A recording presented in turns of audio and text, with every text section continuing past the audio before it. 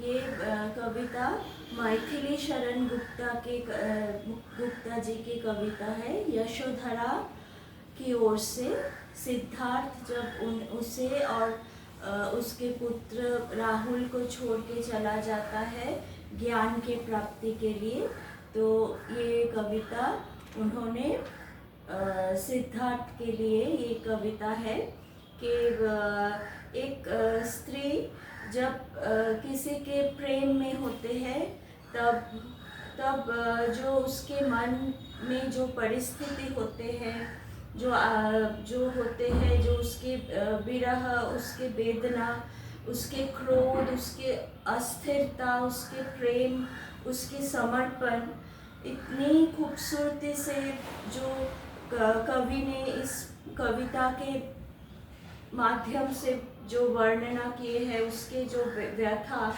वो एक औरत ही भली भांति समझ पाती है।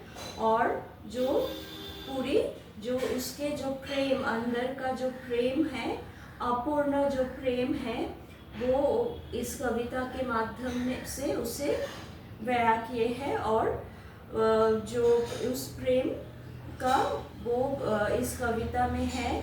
और एक पुरुष इस कविता से वो समझ पाएगा कि जब एक नारी पूर्ण रूप से प्रेम में होते हैं तो कैसे होते हैं उसका अंतर वेदना।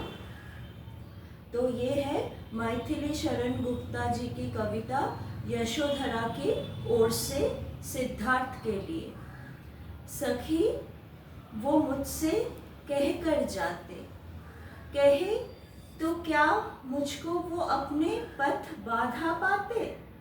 सखी वो मुझसे कह कर जाते, मुझको बहुत उन्होंने माना, फिर भी क्या पूरा पहचाना।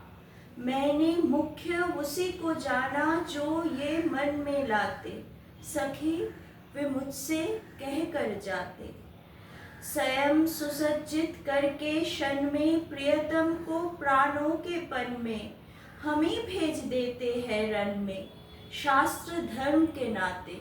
सखी वो मुझसे कह कर जाते, हुआ न वो भी भाग्य अभागा, किस पर विफल गर्भ अब जागा।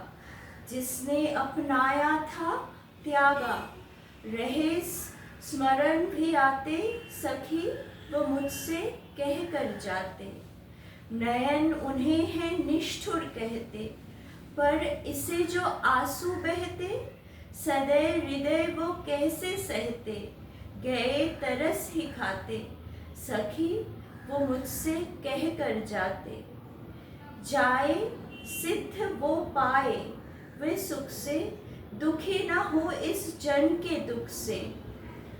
कैसे उपलम्ब देव उस मुख से, आज अधिक वो भाते। सखी वो मुझसे कह कर जाते, गए लौट भी वो आएंगे, कुछ अपूर्व अनुपम लाएंगे। रोते प्राण उन्हें पाएंगे, पर क्या गाते गाते। सखी वे मुझसे कह कर जाते, सखी वो मुझसे कह कर जाते।